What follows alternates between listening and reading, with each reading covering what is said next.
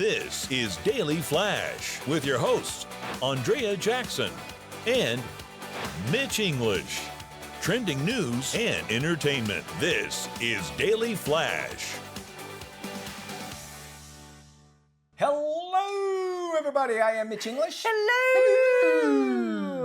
I'm Andrea Jackson. This is Daily Flash, your source for trending news and entertainment. And we welcome you to our midweek broadcast. So glad to have you here. By the way, anything that we talk about here on the show, you can watch it on our website, dailyflashshow.com. Trending on, these challenges, they pop up on these social media sites. I'm not a fan. I'm not. It's like it's almost like you're that. You'll follow the crowd that easy. You're that much of a lamb that you'll do that. Anyway, there's a new one out. It's called the Murph Challenge. Have you heard of this, Maddie? Oh, no. The Murph Challenge. Okay, so here's what the Murph Challenge is. I already don't like it. You do 300 squats, 200 push-ups, and 100 pull-ups, okay? And you do it in a certain amount of time. Once you do it, you've done the Murph Challenge, Well, there was this one lady in South Carolina. She did the Murph Challenge, totally did it. It's like, look at me, goes home. Next day, she can't move her arms or anything, right? Which, okay, we all say, all right, you're weak. You're sore. Yeah. She had to go to the hospital for 4 days, and they had to cut into her muscles to relieve the stress. Oh, jeez. I'm going to try the name. It was called rhabdomyolysis. And it's something where toxins, what happens is your muscles, that you work out and then minerals and everything go into your well, toxins also do. And those toxins went in, they had to cut it to allow it to go out. It can cause severe liver damage, which it did to this lady. Had to stay in the hospital 4 days. And again, only way that they could, because her muscles really swelled out, was just to cut in to relieve all that pressure. So these things are so stupid. First off, why you want to do 300 squats in the first place? Any of that.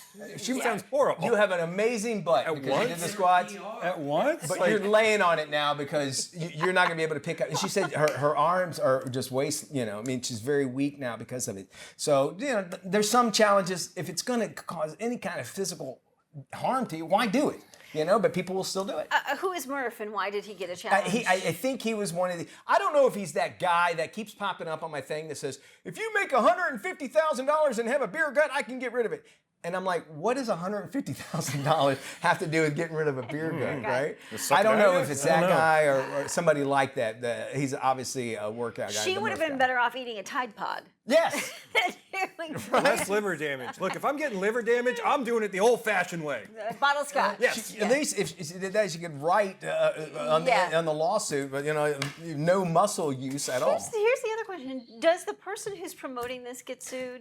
If you're challenging people to do that, you're almost telling people. You're right, because you're responsible for inciting someone to do something like that. It's still the Wild West, I guess, because like on television, you say, do not try this at home, or you would say consult a physician before anything, or even disclaimers. Some kind of disclaimer, but you can do whatever you want on social media. Wild West. This is our reminder from Daily Flash that TikTok is brought to you by China. And in China, TikTok is clearly educational, but in America, it's junk Completely food. different. Keep that in mind, everybody.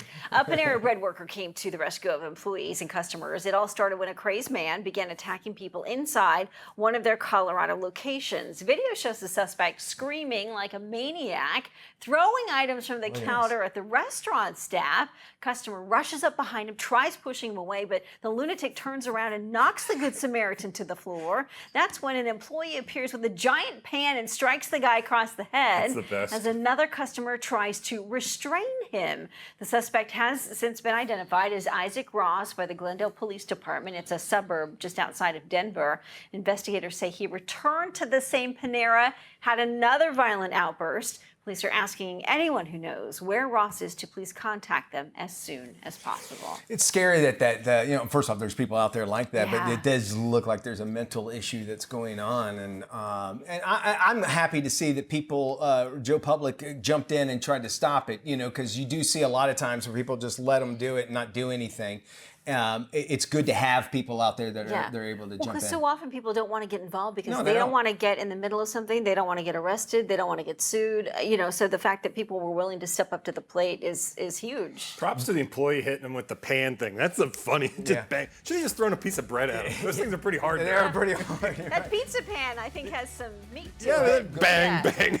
It's called a peel. If you guys want to know, that's what it's actually called, a peel.